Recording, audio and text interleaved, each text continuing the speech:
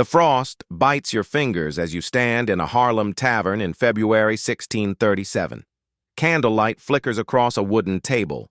On it sits a single tulip bulb, no bigger than an onion. A merchant offers you 6,000 guilders for it. That is 10 years of a skilled craftsman's wages.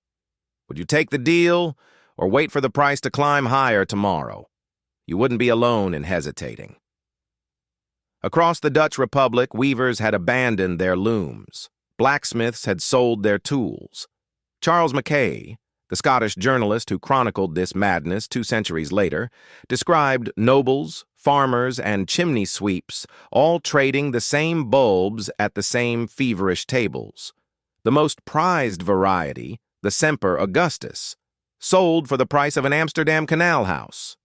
Your money in tulip country was no longer money. It was petals.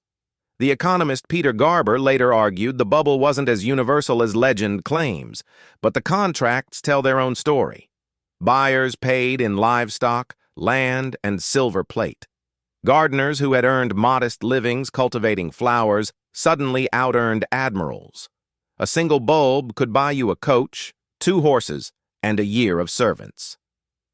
Then came the morning of February 3rd, 1637. At a routine auction in Harlem, buyers simply stopped bidding. Prices collapsed within hours. Have you ever watched something priceless become worthless before lunch?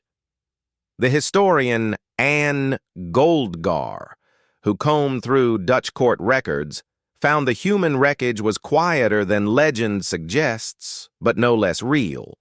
Families were ruined. Friendships dissolved into lawsuits.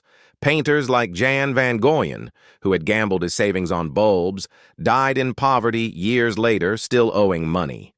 The courts refused to enforce most tulip contracts, leaving thousands holding paper promises worth nothing.